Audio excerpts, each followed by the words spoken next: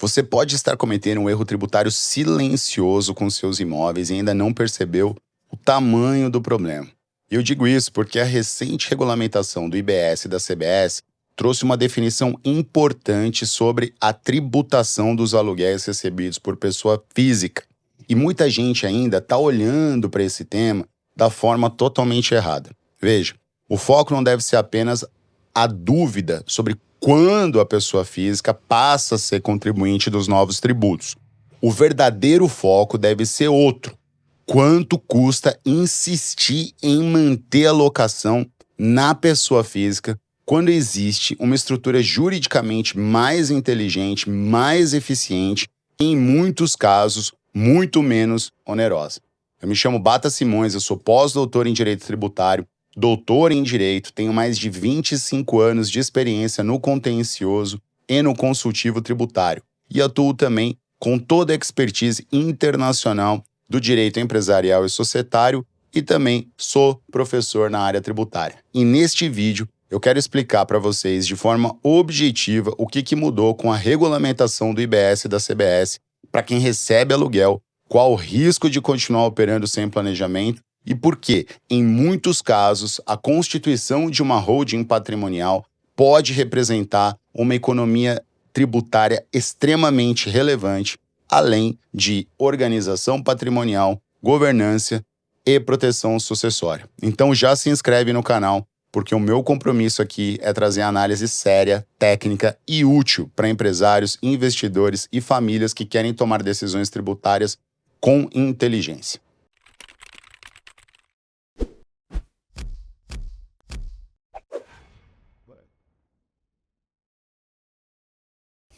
Vamos direto ao ponto. A primeira grande dúvida era a seguinte: a pessoa física que recebe aluguéis passará automaticamente a pagar IBS e CBS? Veja, muitas pessoas já estão acostumadas a pagar o imposto de renda. Ou até melhor, pessoal, o que eu conheço de pessoa física que tem aluguéis, que é locador de imóveis e não recolhe tributação, olha, muitas. E eu sempre aviso que com a nova fiscalização da Receita Federal, sobretudo com a inteligência artificial, muitas questões que antigamente eram simples deixaram de ser. Hoje, o fisco, e não é modinha não, o fisco cruza dados, ele sabe aquilo que entra na sua conta corrente, e que era muito comum. A pessoa tinha lá, pessoa física, aluguéis, né? Recebia do locatário em dinheiro e fazia um combinado. Olha, você me paga em dinheiro, eu não vou reportar esse aluguel, você não reporta também, e eu abaixo o seu preço. Assim, a gente não paga a receita, você não informa nada, não tem o seu desconto, mas eu estou te dando desconto e a gente deixa tudo certo. Qual é o problema disso? Primeiro, se esse dinheiro caísse na conta corrente da pessoa física que efetuava o aluguel, ela sofria um sério risco de ter omissão de receitas, concordo? Porque está entrando uma receita dentro da conta dela que não tem origem, e isso a gente vê constantemente no CARF. Eu que atuo na frente, nas trincheiras do direito tributário, na primeira linha de combate, vejo isso toda semana. São julgamentos do CARF por omissão de receita, onde se aplicam multas pesadíssimas, mantendo o auto de infração, que com multas pesadíssimas e crédito tributário selicado. Então não vale a pena mais você fazer esse tipo de saída não ortodoxa, tá? Mas, segundo ponto, não, Bata, eu não faço isso porque eu não deposito na minha conta corrente. Então, pouco é uma solução. Por quê? Vocês já devem saber, e eu já disse em outros vídeos, que hoje temos em vigor o CIB, que é o Cadastro de Imóveis Brasileiro, que basicamente vai fazer o seguinte, ele vai cruzar as informações. Então, eu tenho um imóvel e eu não coloco que eu não estou alugando esse imóvel. Você, que está me assistindo hoje, é meu locador. No seu imposto de renda, você vai colocar lá no seu endereço o meu imóvel. A inteligência artificial vai cruzar esses dados, vai chegar para mim e vai falar o seguinte, via Receita, óbvio. Bata, você declara esse imóvel de seu patrimônio. Diz que ninguém mora nele. Mas o fulano de tal está declarando que o endereço fiscal dele, de residência fiscal, é aquele imóvel que você diz que não tem aluguel. E aí, como é que você vai explicar isso? Então, enfim, pessoal, isso já esquece. Não tem mais como você continuar com esse paradigma na sua vida, você entende? Então, as pessoas em tese, deveriam estar acostumadas a pagar imposto de renda, né, sobre a locação. Mas agora, com a reforma tributária e, sobretudo, o tema desse vídeo, o regulamento do IBS e CBS, o que se pergunta é, automaticamente a pessoa física que tem imóveis para locação passa a pagar o IBS e a CBS, o imposto e a contribuição? E a resposta é não. A regulamentação esclareceu que a pessoa física somente será considerada contribuinte nessas operações de locação, cessão onerosa ou arrendamento de bem imóvel, quando ela preencher determinados critérios objetivos. Então, olha, primeiro critério, ele vai olhar para o ano calendário anterior, tá? E isso aqui foi muito interessante. Quem trouxe isso primeiro na análise do regulamento foi o celebrado Pablo Arruda, professor Pablo Arruda, que já analisou tanto o que ele chama de retrovisor quanto o ano calendário. Mas vou me dar aqui a licença poética de tentar explicar um pouquinho melhor. Então, o primeiro critério, ele olha para o ano calendário. Nesse ano de 2026, por exemplo, né, que não é a questão do regulamento, mas enfim, se essa pessoa tiver obtido receita total com essas operações acima de R$240 mil e tiver mais de 3 imóveis alugados, distintos, tá? Ela entra na hipótese de incidência prevista para o regime. O segundo critério, ele vai olhar para o próprio ano calendário em curso. Então, nesse que eu acabei de falar, 3 imóveis e 240 mil, ele vai olhar para o ano anterior. Se no ano anterior, você que está me assistindo, recebeu de aluguéis 240 mil e tem 3 imóveis distintos, automaticamente no ano seguinte, você já está enquadrado como contribuinte pessoa física de IBS e CBS. Fechado? Fácil de entender. Só que o regulamento trouxe um segundo critério, que essa era a discussão a respeito de se o regulamento iria inovar ou não, porque a lei estabelecia uma segunda trava com relação ao ano calendário corrente, e ela dizia o seguinte: se houver um acréscimo de 20% sobre esse valor de 240 mil, você automaticamente se torna já contribuinte da IBS e CBS. O que não se sabia se haveria necessidade de 3 imóveis também ou não, e se um imóvel só te gerasse 240 mais 20%, se você já automaticamente estaria enquadrado como contribuinte pessoa física de IBS e CBS.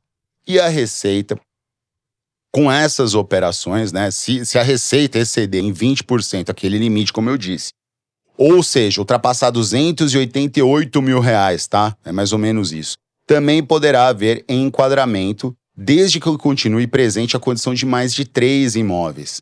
Portanto, não é qualquer pessoa física que aluga imóvel que automaticamente será arrastada para o novo regime. A legislação fixou travas objetivas e isso precisa ser muito bem compreendido com calma, sem alarmismo e sem desinformação, pessoal.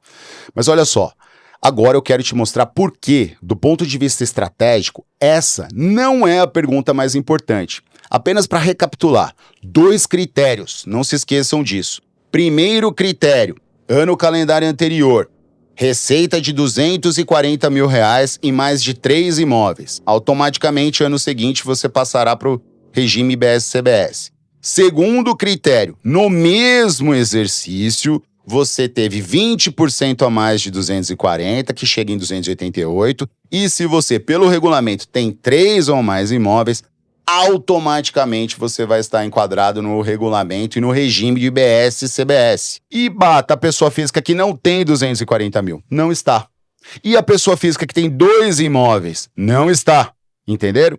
Então isso que tem que ficar bem registrado. Agora, o que leva isso a crer? Muitas pessoas que não são da área tributária vão dizer o seguinte: então eu só pago IBS e CBS a partir do momento que eu tenho 240 mil. E a partir do momento que eu tenho 3 imóveis. Não, Bata, não precisa disso não. Eu tenho só 2 apartamentos, recebo lá meus 200 mil reais por ano.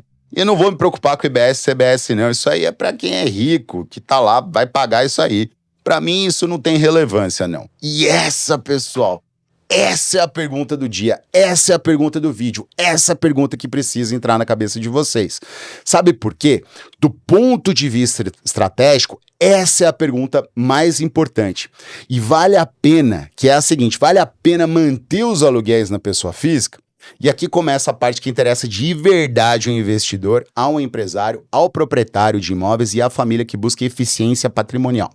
Porque olha só, o que o Bata vai te contar. Mesmo que você não se enquadre exatamente nesses critérios do IBS e da CBS, a tributação da locação na pessoa física pode continuar extremamente pesada. Na prática, a pessoa física pode chegar à alíquota máxima de 27%, entende? 27% de imposto sobre a renda, 27,5%, né? Sobre os rendimentos de aluguel. Isso significa que, dependendo do volume da renda imobiliária, da ausência de deduções relevantes e da forma como o patrimônio está estruturado, você pode estar entregando ao fisco uma fatia muito maior do que você precisaria, entende?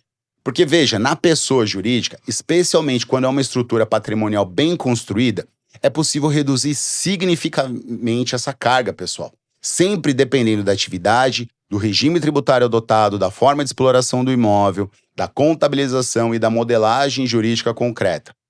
Em muitos cenários, e aqui eu preciso ser sincero, a carga global pode ficar em patamar bem inferior ao da pessoa física, frequentemente em nível próximo àquele intervalo que o mercado costuma enxergar como mais eficiente para holdings patrimoniais organizadas.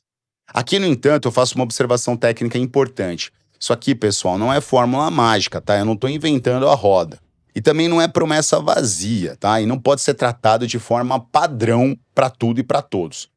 Inclusive, porque como quem me acompanha aqui já sabe, não existe planejamento tributário sério sem análise individual do caso concreto. Então, o que existe aqui que eu estou falando para vocês é o seguinte: a constatação objetiva de que, em muitos contextos, a holding patrimonial bem estruturada oferece uma solução juridicamente legítima e tributariamente mais racional do que a manutenção pura e simples dos aluguéis na pessoa física.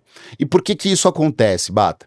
Porque a holding patrimonial não serve apenas para concentrar imóveis. Ela pode ser utilizada para separar o patrimônio pessoal da atividade de exploração econômica, organizar a administração dos bens, facilitar a sucessão, que aliás já fiz vídeo sobre isso, muito importante, é a hora de fazer isso em função do aumento do ITCMD.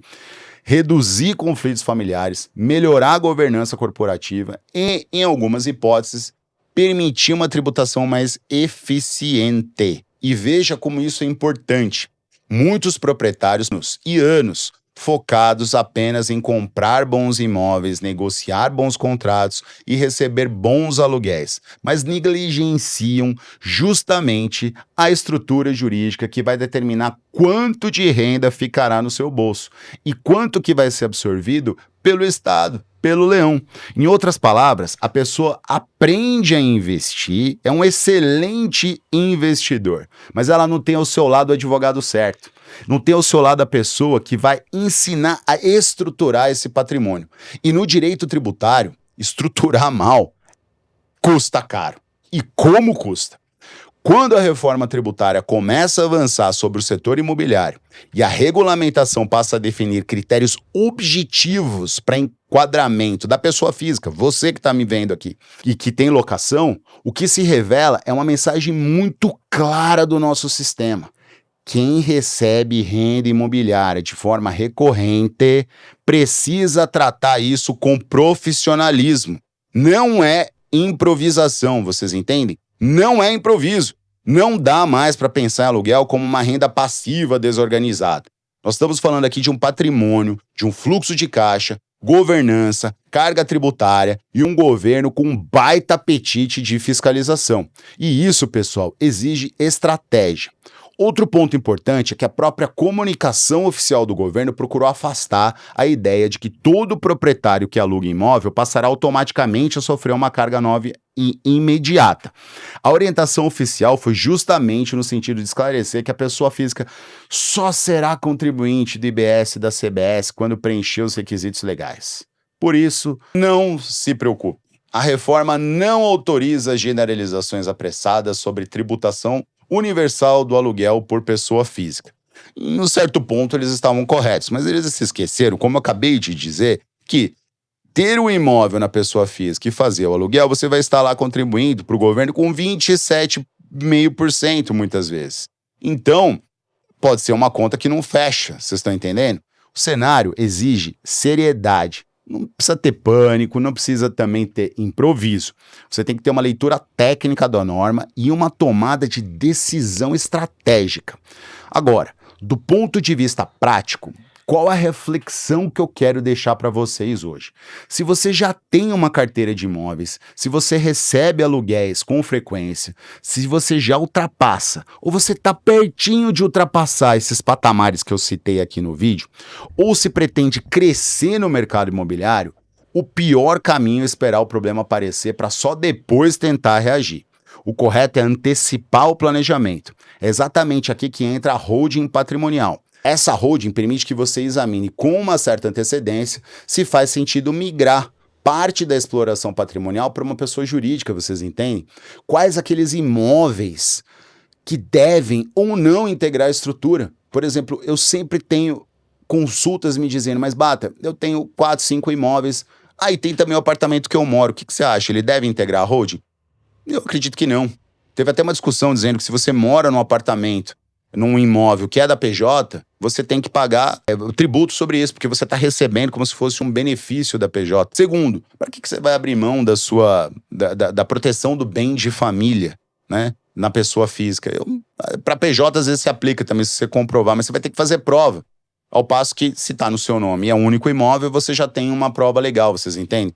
Então, assim, cuidado com as assessorias, com as estruturações que querem apenas cobrar dinheiro do cliente para injetar o maior número de imóveis e inflar o preço dos honorários. Um bom profissional é aquele que é transparente e te revela quais são realmente as desvantagens de certas condutas que vocês vão optar, tá? Então, você tem que analisar se essa estrutura que você tem aos imóveis, ela vai integrar ou não os riscos civis, societários, sucessórios que estão envolvidos na operação. Como que deve ser a distribuição de cotas, com a melhor redação contratual, tem detalhes do contrato que são extremamente importantes se você está integralizando sobre o valor que constava no seu IR, por exemplo. Qual o regime tributário mais adequado para aquela realidade da família ou do investidor? E aí, pessoal, eu insisto com vocês, isso não é apenas economia tributária. Sabe o que é isso? Inteligência patrimonial. Isso é visão de longo prazo. Isso é proteger o patrimônio construído ao longo de décadas.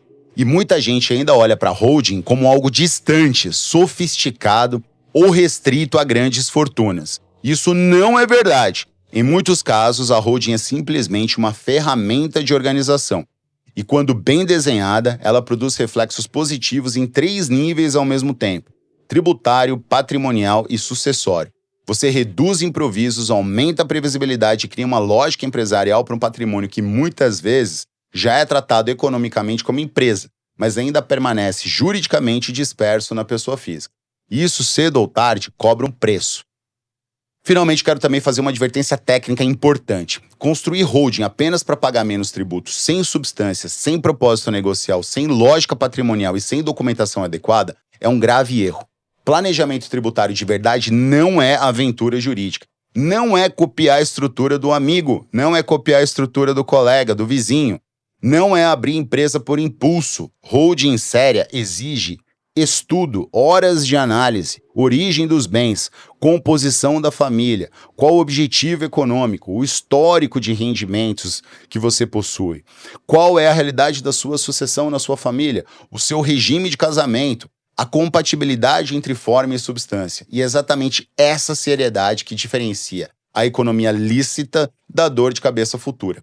Portanto, quando eu digo que vale a pena muito sair da pessoa física e estruturar uma holding, eu não estou vendendo ilusão para vocês. Eu estou afirmando que, sob análise técnica, essa pode ser uma das decisões mais inteligentes para quem deseja reduzir a exposição tributária excessiva de uma renda que hoje, na pessoa física, pode chegar até 27,5%. Enquanto na pessoa jurídica, a depender da modelagem, pode assumir um custo muito mais eficiente.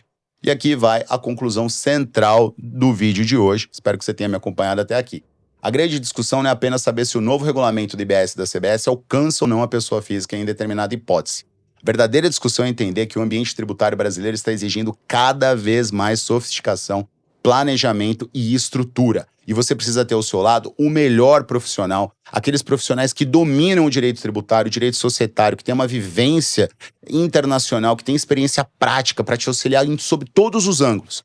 Então, quem continuar tratando patrimônio imobiliário relevante como lógica amadora, que é isso que eu falo, você vai tratar o seu patrimônio com amadores, você vai pagar mais imposto, você vai correr mais risco e você vai enfrentar mais desorganização. Por outro lado, quem se antecipa, organiza e estrutura, ganha eficiência, segurança e tranquilidade. Então, se você tem imóveis, recebe aluguéis, pensa em montar uma holding patrimonial ou quer revisar a sua estrutura atual, este é o momento de agir com critério técnico. E é exatamente esse tipo de análise que eu desenvolvo aqui no canal e também na minha atuação profissional. Então, se este conteúdo te ajudou, se inscreve no canal, curta este vídeo e compartilhe com quem tem patrimônio imobiliário e precisa entender que planejamento tributário não é luxo, é necessidade. E deixe nos comentários a sua dúvida. Se você hoje recebe aluguel na pessoa física ou já pensou em estruturar uma holding para pagar menos e proteger melhor o seu patrimônio? Você já pensou? Eu quero ler os comentários, tá? Trazer novos vídeos aprofundando esse tema a respeito dos comentários que vocês fizerem. Para mim foi uma grande honra, um grande prazer estar ao lado de vocês até agora e espero que vocês continuem me acompanhando nos próximos vídeos. Um grande abraço, pessoal.